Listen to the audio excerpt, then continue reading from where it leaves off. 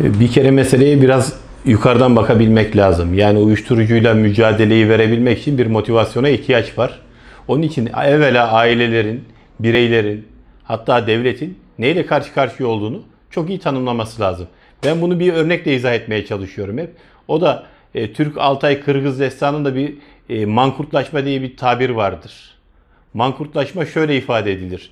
Bir esir ele geçirildiğinde o esirin saçları kazınır. O saç diplerindeki teller teker teker çekilir. Kan revan içinde bırakılır kafası. Sonra devenin boyun derisi, orası kalın olur. O esirin kafasına sarılır. Eller ayakları bağlanıp o esir güneşin altında bırakılır birkaç gün.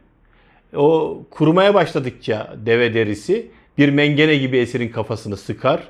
İnanılmaz acı verir. Diğer taraftan da saç telleri yukarı doğru büyüyemediği için içe doğru büyür ve belli bir süre sonra o esir akli melekelerini kaybeder. Artık annesini babasını tanıyamaz hale gelir. Çoluk çocuğunu tanıyamaz hale gelir ve ona bu zulmü yapanları efendi olarak görür. Onların komutlarıyla hareket etmeye başlar. Bugün ülkemizde de uyuşturucu ve diğer bağımlılık türleriyle aslında yaptıkları modern mankurtlaşma.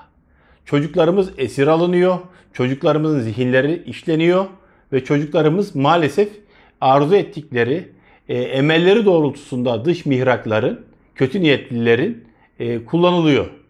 Hadiseye böyle bakılması lazım. Yani belki deve derisi yok, belki saç kazınmıyor, saç dipleri, saç telleri sökülmüyor. Ama o acı belki ortada yok ama maalesef çocuklarımızın geleceği çalınıyor. Çocuklarımızın zihinleri tabir yerindeyse narkozlanıyor ve onları istedikleri gibi kullanıyorlar. Hadiseyi böyle değerlendirirsek ne kadar vahamet verici bir şey olduğunu görmek mümkün. Bu noktada ülkemizde de tablonun her geçen gün kötüye gittiğini görüyoruz. Bunu sadece rakamlara bakarak söylemiyoruz. Bize gelen telefonlar, görüştüğümüz aileler, onların sosyal çevreleriyle ilgili elde ettiğimiz doneler, bilgiler işin geldiği noktanın artık endişe verici noktaya taşındığını bize gösteriyor. Ki rakamlara baktığımızda da ülkemizde 2 milyon üzerinde bağımlı olduğunu görüyoruz. Bunun ötesinde bağımlılığın sadece yani uyuşturucunun sadece kullanan kişiye değil çevresine de zarar verdiğini müşahede ediyoruz. Onun için bir an evvel artık zaman kaybetmeden belki bugünü de fırsat olarak görerek yeni bir başlangıca ihtiyaç var. Hangi noktada ihtiyaç var? Hem savunma hattı oluşturmada yani yetişen temiz nesillerin tuzağa düşmesini engelleyecek adımları atabilmek lazım. Hem de kandırılmış, tuzağa düşürülmüş evlatlarımızın o bataklıktan çıkarılmasıyla ilgili adımlara ihtiyacımız var. Yani iki nokta. Önleyici tedbirler, ikinci noktada da tedavi ve rehabilite edici yöntemler. Şimdi bu ikisinde de maalesef zafiyet olduğunu görüyoruz. Elbette bir takım adımlar var. Kolluk kuvvetlerinin attığı adımlar var. Sivil toplum kuruluşlarının attığı adımlar var. Etkili fertlerin attığı adımlar var. Ama rakamlara baktığımızda, istatistiklere baktığımızda bu atılan adımların küçük kaldığını, daha büyük adımlara ihtiyaç duyduğumuzu görüyoruz. Bu noktada da Temiz Toplum Hareketi olarak biz bir paradigma değişikliğine gitmemiz gerektiğini her fırsatta dile getiriyoruz. Sadece uyuşturucu ve uyuşturucu kaçakçılığı mücadele gününde değil, yılın 365 gününde seminerlerimizde, konferanslarımızda, panellerimizde, mülakatlarımızda, televizyon programlarında her seferinde diyoruz ki artık bir paradigma değişikliği yapalım. Eğer bugünkü rakamlardan rahatsızsak bu rakamların daha kötüye gitmemesi için, daha fazla çocuğumuzun tuzağa düşmemesi için yeni metotları geliştirmek zorundayız. Şimdi problem büyüyor. Tedavi noktasında da istediğimiz adımlar atılmıyor. Eğer dediğimiz gibi bir paradigma değişikliği de yapılmazsa Allah korusun çocuklarımızı kaybetmeye devam edeceğiz. İnşallah bugün bir fırsat olur. Hayırlı olumlu adımlar atılır. Bu noktada biz Temiz Toplum Hareketi olarak bilgi, birikim ve saha tecrübemizde elimizden gelen desteği vermeye hazırız. Şimdi madde bağımlılığı sadece Türkiye'nin değil, bütün dünyanın, Batı toplumunun bile bu konuda muzdarip olduğu bir konudur. Yani madde bağımlısı olan insanların yaş ortalamaları 17 ve 25 yaş aralığında, gençlerin 17-25 yaş aralığındaki gençlerin bu işe daha meyilli, daha birçok bulaşmış olduğunu görüyoruz. Türkiye nüfus ortalamasına bakıldığı zaman resmi verilere göre, istatistiklere göre 1.700.000 tane gencimiz şu an madde bağımlısı.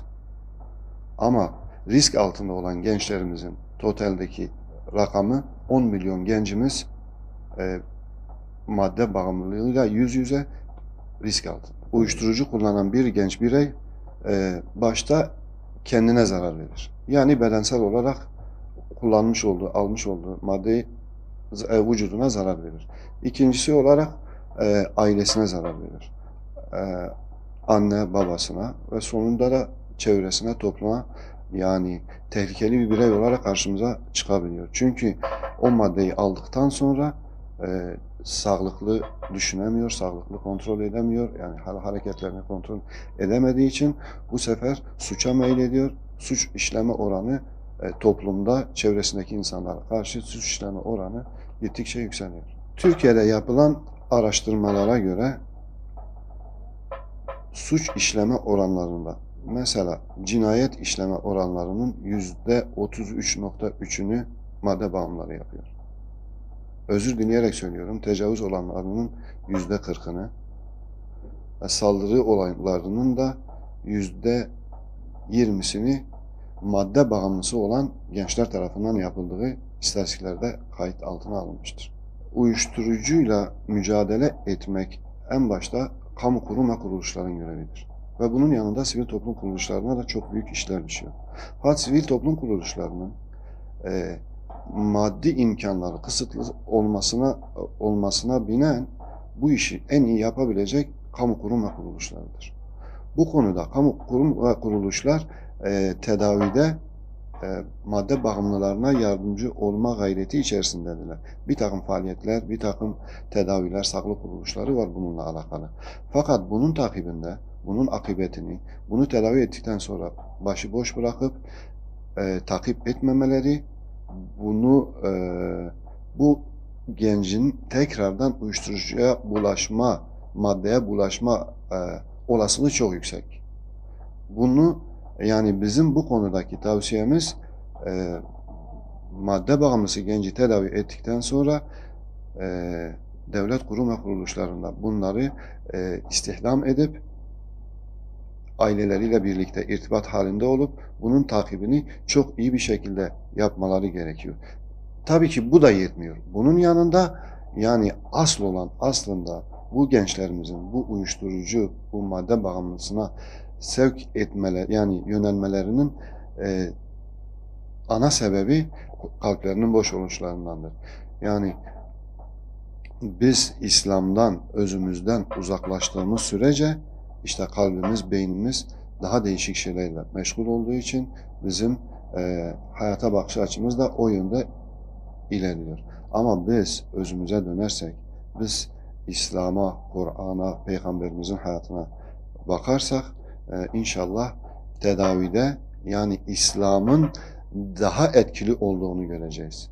Yani bu genci belli bir mühlet kendisiyle beraber gezecek, takip edecek, onu sosyal aktivitelere götürecek, onu mescitlerde, camilerde, derslerde, sohbetlerde yani bu bilinci, bu şuuru, İslami bilinci, İslami şuuru aldıktan sonra inanıyorum ki o genç, o madde bağımlısı kişi bir daha da o işe bulaşmayacaktır. Bu işte en iyi tedavi İslam'dır, Kur'an'dır, camilerdir, sohbetler.